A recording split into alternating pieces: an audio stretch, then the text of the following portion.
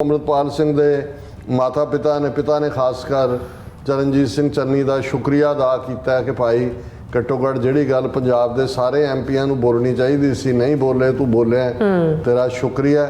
उन्होंने याद दहानी करवाई कि जदों अमृतपाल सिंह दी सिंघणी नूं अमृतसर एयरपोर्ट ते रोक लिया सी, यूके नहीं सी जाण दिता अपने पेकियां दे पिंड, ते उदों भी चरणजीत सिंह चन्नी ने आवाज़ उठाई सी। मुख मंत्री उन्होंने पूछा गया कि जिहड़ा चरणजीत चन्नी ने बयान दिता है पार्लीमेंट, तेरा की ख्याल है? उन्हें कहा कांग्रेस का स्टैंड की है, क्योंकि अद्धी कांग्रेस कुछ होर बोली जाती है, अद्धी कुछ होर बोली जाती।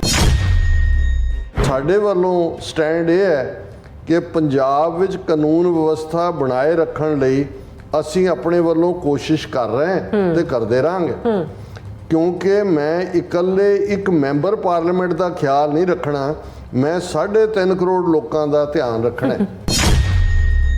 खनौरी ते शंभू बॉर्डर नूं हरियाणे वालियां ने लोहे दियां नेल्स दे नाल, मेखां दे नाल और बैरीकेड ला के सील किया है ताकि किसान दिल्ली ना जा सकन। ते जे गवर्नमेंट जिहड़ी है वो उन्हां नूं दिल्ली नहीं जाण देगी, if they will not go to Delhi, should I send them to Lahore?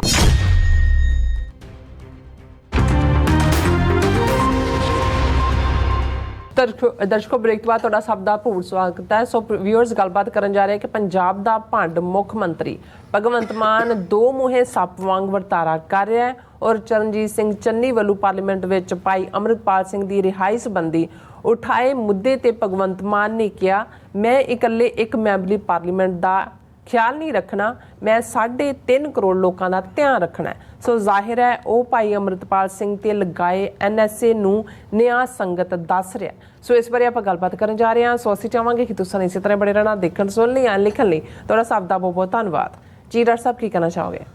वैसे जदों मैं आम आदमी पार्टी दे केजरीवाल जां इस भंड की गल करदा तो मैनूं पंजाबी दा ये अखाण भी याद आ जाता है कि आपे फाथड़ीए तैनूं कौन छड़ाए, कि जदों तुसीं आवाज़ां मार मार के आप ही अपने आप नूं रस्सियां 'च लपेटिया होए, जिवें पंजाब दे विच कांग्रेस और बादल अकाली दल और बीजेपी का बदल कोई पंथक धिरां जां किसान धिरां नूं बनाउण दी थां इन्हां नूं 92 सीटां दित्तियां होण ते फिर कुत्ता राज बहाली है मुड़ ਚੱਕੀ ਚੱਟੈ ਸੱਪੈ ਦੁੱਧ ਪਿਆਲੀ ਹੈ ਵੇਹੋ ਮੋਹੋਂ ਸੁੱਟੈ ਆਪਣ ਹੱਥੀਂ ਆਪਣੀ ਜੜ ਆਪ ਪੁੱਟੈ। ਸੱਪ ਵੀ ਤੇ ਉਹ ਸੱਪ ਜਿਹਨੂੰ ਅਸੀਂ ਦੋ ਮੂੰਹਾਂ ਕਹਿੰਦੇ, ਵੈਸੇ ਅੰਗਰੇਜ਼ੀ ਚ ਟੂ ਮਾਊਥ ਨਹੀਂ ਕਹਿੰਦੇ, ਟੂ ਹੈਡਡ ਸਨੇਕ ਕਹਿੰਦੇ ਨੇ, ਦੋ ਸਿਰਾਂ ਵਾਲਾ ਇੱਕ ਹੁੰਦੇ ਨੇ। ਇਹ ਕੋਈ ਸਿਰਫ ਅਖਾਣ ਨਹੀਂ ਹੈ। ਦੁੱਧ ਸੱਪ ਦਾ ਪੀਣਾ ਇਹ ਤਾਂ ਇੱਕ ਲੋਕਾਂ ਦੇ ਵਿੱਚ ਪ੍ਰਚਲਿਤ ਗੱਲ ਹੈ, ਇਹ ਸੱਚ ਨਹੀਂ ਹੈ। ਪਰ ਦੋ ਸਿਰ ਵਾਲੇ ਸੱਪ ਹੁੰਦੇ ਨੇ ਔਰ ਕੁਛ ਉਹਨਾਂ 'ਚੋਂ ਕੁਛ ਮਹੀਨੇ 'ਚ ਮਰ ਜਾਂਦੇ ਨੇ, ਕੁਛ ਪੂਰੀ ਆਮ ਸੱਪਾਂ ਵਾਂਗ ਹੀ ਉਹਨਾਂ ਦੀ ਜ਼ਿੰਦਗੀ ਹੁੰਦੀ ਆ ਔਰ ਉਹ ਅੱਗੋਂ ਬੱਚੇ ਵੀ ਪੈਦਾ ਕਰਦੀਆਂ ਨੇ ਸੱਪਣੀਆਂ, ਦੋ ਮੂੰਹੇ ਸੱਪਾਂ ਦੀਆਂ। ਸੋ ਇਹ ਹੁਣ ਜਿਹੜੇ ਜਦੋਂ ਅਸੀਂ ਇੱਕ ਤਾਂ ਸੱਪ ਜਿਹੜਾ ਹੈ ਉਹ ਵੈਸੇ ਹੀ ਜਦੋਂ ਅਸੀਂ ਸੱਪ ਦੀ ਗੱਲ ਕਰਦੇ ਹਾਂ ਤੇ ਕਿਵੇਂ ਉਸ ਦਾ ਵਰਤਾਰਾ ਹੁੰਦਾ ਹੈ, ਉਸ ਦਾ ਵਿਊ, ਉਸ ਦਾ ਜ਼ਹਿਰ ਜਿਹੜਾ ਹੈ ਉਹ ਕੀ ਕਰਦਾ।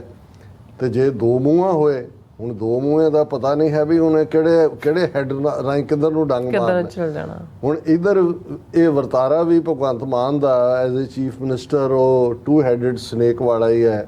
ਇੱਕ ਮੂੰਹ ਤਾਂ ਉਹਨੇ ਜਿਹੜਾ ਉਹ ਕੇਜਰੀਵਾਲ ਤੋਂ ਫੀਡ ਲੈ ਕੇ ਆਉਂਦਾ ਵੀ ਕਿਹੜਾ ਕਿੱਧਰ ਬਾਈਟ ਕਰਨਾ, ਇੱਕ ਅਮਿਤ ਸ਼ਾਹ ਤੋਂ ਲੈ ਕੇ ਆਉਂਦਾ। ਦੋਨੋਂ ਪਾਸੇ ਜਿਹੜਾ ਉਹ ਫਸਿਆ ਹੋਇਆ ਤੇ ਤਾਕਤ ਨੂੰ ਇੰਜੋਏ ਕਰ ਰਿਹਾ।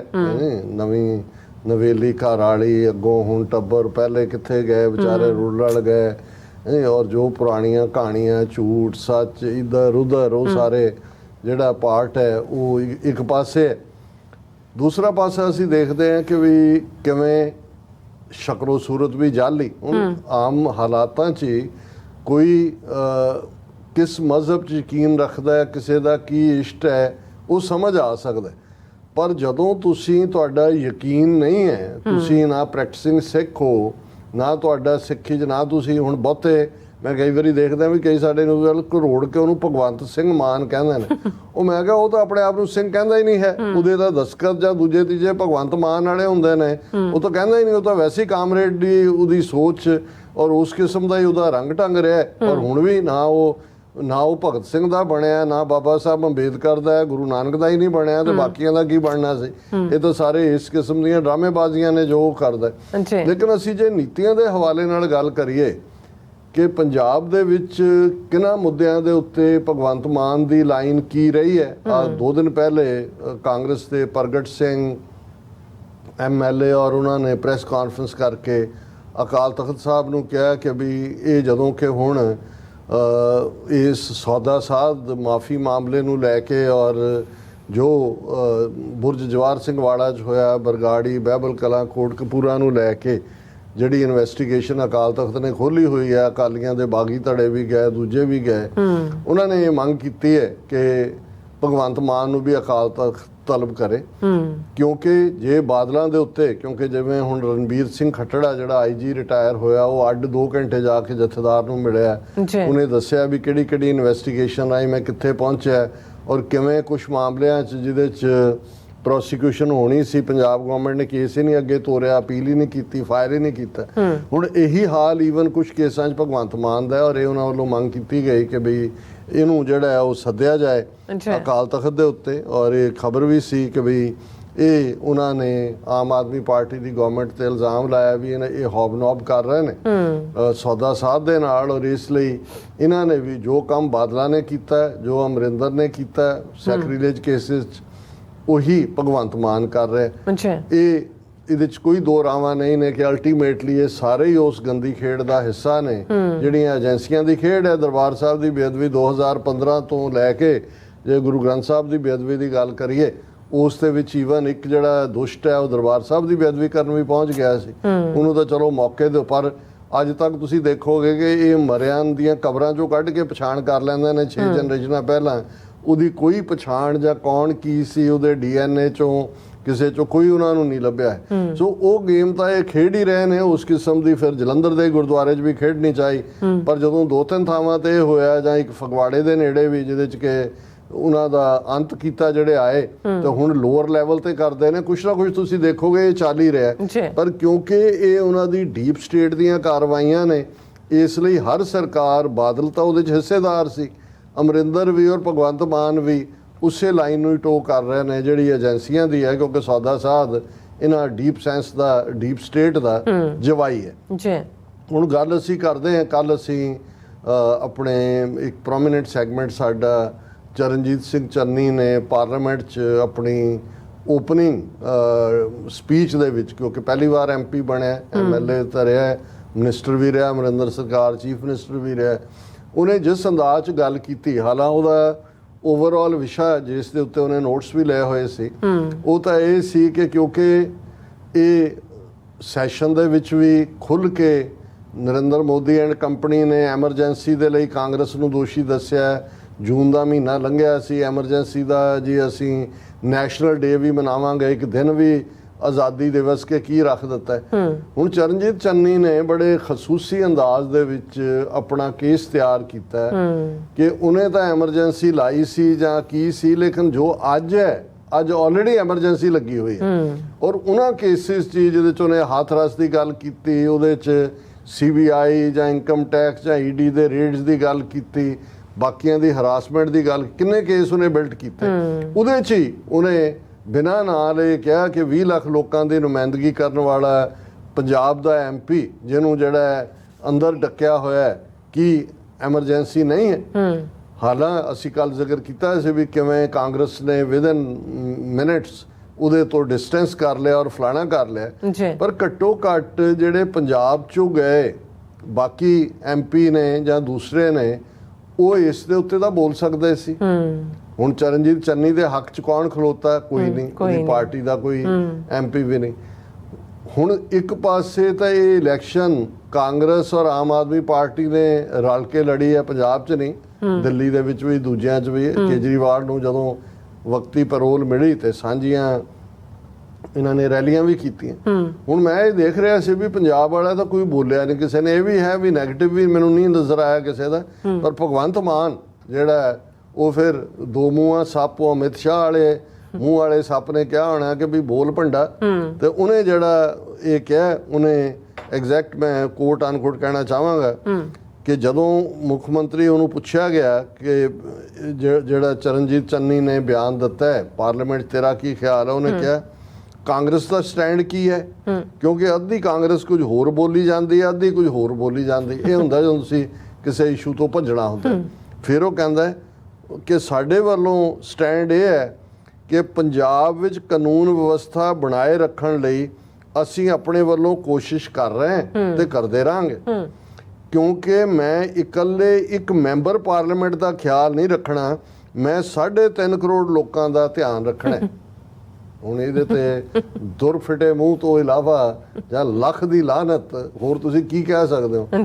ਪਹਿਲਾਂ ਤਾਂ ਤੂੰ ਪਹਿਲਾਂ ਆਪਣੀ ਸ਼ਕਲ ਦੇਖ, ਆਪਣੇ ਸਵੇਰੇ ਉੱਠਦੇ ਆ ਪੀ ਕੇ ਪੈਗ ਲਾ ਕੇ ਤੂੰ ਬਾਥਰੂਮ ਤੱਕ ਪਹੁੰਚਦੇ ਆ, ਤੇਰੇ ਲਈ ਜਿਹੜਾ ਤੁਹਾਨੂੰ ਕੋਈ ਫੜ ਕੇ ਪਹੁੰਚਾਉਂਦਾ ਹੋਣਾ ਹੈ, ਤੇ ਤੂੰ ਕਿਹੜਾ 3.5 ਕਰੋੜ ਲੋਕਾਂ ਦਾ ਹਾਫਿਜ਼ ਬਣਿਆ, ਤੇ ਤੂੰ ਕਿਹੜਾ ਜਿਹੜਾ ਇਸ ਦੇ ਉੱਤੇ ਤੇਰੀ ਕਿਹੜੀ ਮੋਰਲ ਅਥਾਰਟੀ ਹੈ। ਹੁਣ ਕਿਉਂਕਿ NSA ਸਟੇਟ ਨੇ ਲਾਇਆ ਹੋਇਆ, ਹਾਲਾਂ ਅਮਿਤ ਸ਼ਾਹ ਦੇ ਕਹਿਣ ਤੇ ਲਾਇਆ, ਉਹ ਸਾਰਾ ਪਾਰਟ ਇੱਕ ਹਿੱਸਾ ਹੈ ਵੀ ਹੋਰ ਕੁਝ ਨਹੀਂ ਹੈ। ਉਹ ਭਰਤੀ ਹਰੀ ਇਹਨਾਂ ਦਾ ਇੱਕ ਯੋਗੀ ਹੋਇਆ, ਉਹਦਾ ਇੱਕ ਸ਼ਲੋਕ ਹੈ ਕਿ ਮਨੁੱਸਿਆ ਮੂਰਖਸਯ ਆਭੂਸ਼ਣਮ, ਕਿ ਜਿਹੜੇ ਮੂਰਖ ਨੇ ਉਹਨਾਂ ਦਾ ਵੱਡਾ ਗਹਿਣਾ ਚੁੱਪ ਰਹਿਣਾ ਹੁੰਦਾ, ਕਿ ਮਨੁੱਸਿਆ ਮੌਨ ਰਹਿਣਾ, ਮੂਰਖਸਯ ਮੂਰਖਾਂ ਦਾ ਗਹਿਣਾ ਆਭੂਸ਼ਣ ਹੈ, ਮਨੁੱਸਿਆ ਮੂਰਖਸਯ ਆਭੂਸ਼ਣ, ਕਿ ਮੂਰਖ ਬੰਦਾ ਜੇ ਚੁੱਪ ਰਹੇ ਤਾਂ ਸਮਝੋ ਉਹਨੇ ਬਹੁਤ ਗਹਿਣੇ ਪਾਏ ਹੋਏ ਨੇ, ਉਹਦਾ ਗਹਿਣਾ ਹੀ ਚੁੱਪ ਰਹਿਣਾ ਹੈ। ਔਰ ਸਾਡੇ ਪੰਜਾਬੀ ਚੋਂ ਅਦਰਵਾਈਜ਼ ਥੋੜਾ ਹੋਰ ਅੱਗੇ ਜਾ ਕੇ ਕਹਿੰਦੇ ਨੇ ਕਿ ਜੇ ਸ਼ਕਲ ਚੰਗੀ ਨਾ ਹੋਏ ਬੰਦਾ ਗੱਲ ਹੀ ਚੰਗੀ ਕਰੇ, ਕਿ ਵੀ ਤੂੰ ਭ੍ਰਸ਼ਟਿਆ ਹੋਇਆ ਹੈ, ਤੇਰੀ ਸ਼ਕਲ ਵੀ, ਕਰਤੂਤ ਵੀ, ਤੇਰੀ ਜ਼ਿੰਦਗੀ ਵੀ, ਤੂੰ ਘੱਟੋ ਘੱਟ ਚੁੱਪ ਹੀ ਰਹਿ। ਔਰ ਇਸ ਸਾਰਿਆਂ ਨੂੰ ਉਹਨੇ ਜਿਸ ਅੰਦਾਜ਼ ਦੇ ਵਿੱਚ ਇਹ ਕਹਿ ਕੇ ਇਹ ਦੱਸ ਦਿੱਤਾ ਹੈ, ਜਦੋਂ ਅਸੀਂ ਇਹ ਦੋ ਮੂੰਹਾਂ ਸੱਪ ਕਿਹਾ, ਐਵੇਂ ਨਹੀਂ ਕਿਹਾ, ਪੋਲੀਟੀਕਲੀ ਵੀ ਟਰੂ ਹੈ ਕਿ ਭਾਈ ਇਹ ਆਪਣੀ ਲਾਇਲਟੀ ਜਿਹੜੀ ਆ ਉਸ ਪਾਸੇ ਵੀ ਨਿਭਾ ਰਿਹਾ ਔਰ ਉਧਰ ਨੂੰ ਵੀ ਜਾ ਰਿਹਾ। ਹੁਣ ਦੋ ਮੂੰਹਾਂ, ਤੁਸੀਂ ਹੁਣ ਦੂਸਰਾ ਪੱਖ ਦੇਖੋ, ਇਹ ਉਹਦੀ ਸਟੇਟਮੈਂਟ ਨੂੰ ਪਾਸੇ ਰੱਖੋ। ਹੁਣ ਉਹ ਹਰਿਆਣੇ 'ਚ ਕਿਉਂਕਿ ਚੋਣਾਂ ਹੋਣੀਆਂ ਨੇ ਔਰ ਕਿਸਾਨ ਫੈਕਟਰ ਹਰਿਆਣੇ 'ਚ ਮੈਟਰ ਕਰਦਾ ਹੈ। ਸ਼ੰਭੂ ਬਾਰਡਰ ਦੇ ਉੱਤੇ ਜੋ ਰੁਕਾਵਟਾਂ ਖੜੀਆਂ ਕੀਤੀਆਂ, ਪੰਜਾਬ ਹਰਿਆਣਾ ਹਾਈ ਕੋਰਟ ਨੇ ਹਰਿਆਣਾ ਸਰਕਾਰ ਨੂੰ ਕਿਹਾ ਹਟਾਓ, ਹਰਿਆਣਾ ਸਰਕਾਰ ਨੇ ਸੁਪਰੀਮ ਕੋਰਟ 'ਚ ਅਪੀਲ ਪਾਈ ਹੋਈ ਹੈ ਔਰ ਸੁਪਰੀਮ ਕੋਰਟ ਨੇ ਇੱਕ ਕਮੇਟੀ ਬਣਾਉਣ ਦਾ ਜ਼ਿਕਰ ਕੀਤਾ ਕਿ ਜੀ ਕਿਸਾਨਾਂ ਦੀ ਤੇ ਸਰਕਾਰ ਦੀ ਗੱਲ ਹੋਣੀ ਚਾਹੀਦੀ ਹੈ ਜਾਂ ਦੂਜਾ। ਹੁਣ ਕਿਉਂਕਿ ਹਰਿਆਣੇ 'ਚ ਨੂੰ ਸਿੱਖ ਕਿਸਾਨਾਂ ਦੀਆਂ ਵੋਟਾਂ ਵੀ ਚਾਹੀਦੀਆਂ, ਦੂਜਿਆਂ ਦੀਆਂ ਵੀ ਚਾਹੀਦੀਆਂ, ਤੇ ਉੱਥੇ ਜਾ ਕੇ ਇਹਦੀ ਜਿਹੜੀ ਸਟੇਟਮੈਂਟ ਹੈ ਉਹ ਤੁਸੀਂ ਅੰਦਾਜ਼ਾ ਲਾਓ ਵੀ ਇਹ ਦੋ ਮੂੰਹਾਂ ਸੱਪ ਨਹੀਂ ਤੇ ਹੋਰ ਕੀ ਹੈ।